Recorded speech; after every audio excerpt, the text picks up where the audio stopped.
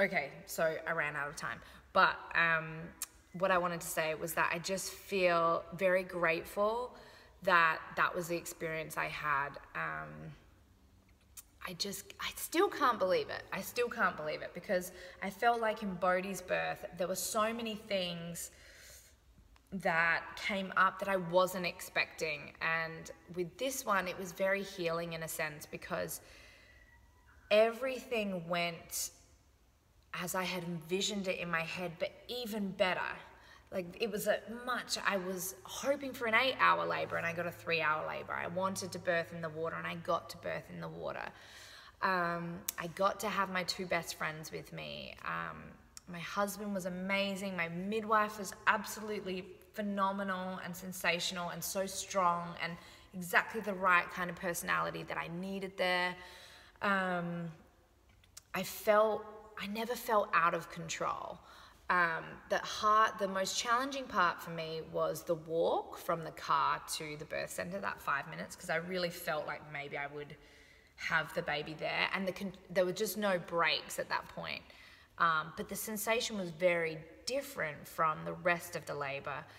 And now when I look back on it, I realized that the reason it was so short was because my body had been dilating for days, I guess, leading up to the birth. So I was already almost at the halfway point, and they were strong enough that I just dilated that quick.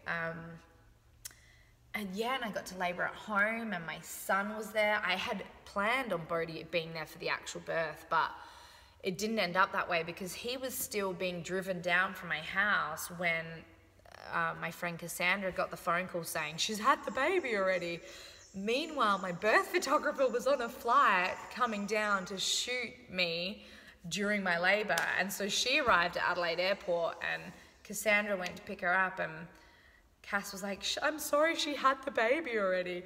So Gemma ended up missing my birth, but she came to the hospital and took photos of us there, and she ended up getting beautiful newborn shots later that day. And the great thing about the midwifery program that I use in Australia is that you can go home within 4 hours. So that's what we did. I felt amazing afterwards. Oh, and I didn't have a retained placenta. That was the other thing that had gone wrong. Well, not wrong, but it was a big challenge for me in Bodhi's birth, was that I had a retained placenta.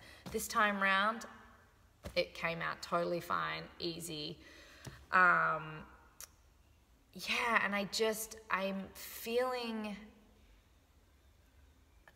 feeling so grateful that that was the experience that I got to have. And I'm feeling elated and excited, and I trust my body. And I think that I was having these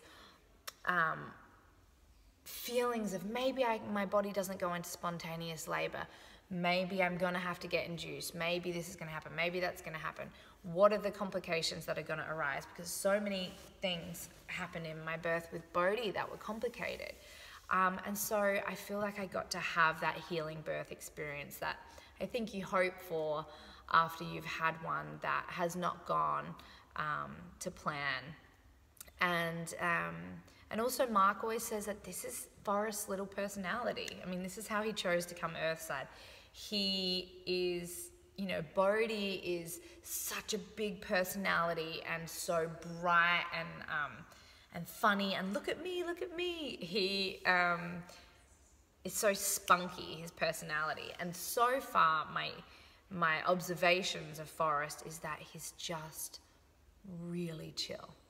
He's just the most chill, zen, sweet, calm little guy. And Mark really believes that just him staying in the belly those few extra days, coming in the way he came in, so calm and smoothly, was his way of choosing to come earthside. And it's very representative of his personality. So we will continue to see if that is the case. But anyway, that is my story. At some point, I'll write it all out and get a little more specific at different intervals, and talk about all the techniques I used, but yeah, a lot of it was just because it came so fast. It was just the breathing. I had some music. I didn't even use any of the things that I was talking about in my pregnancy vlogs with you guys, like the tennis balls in the sock and all the like the TENS machine I didn't use, crushed ice I didn't use. I used one little bag of crushed ice in the on the car ride there. I used the flannels with the essential oils. That was great. I didn't use a lot of stuff. None of the hypnobirthing stuff I really used. It was just the low vocalization and the movement, like moving my hips and stuff. And that was really what helped me. So there is his birth story. And yeah, that was it. That was a week ago. And I'm feeling great. So now I'll do my 1 week postpartum video. All right, thanks, bye.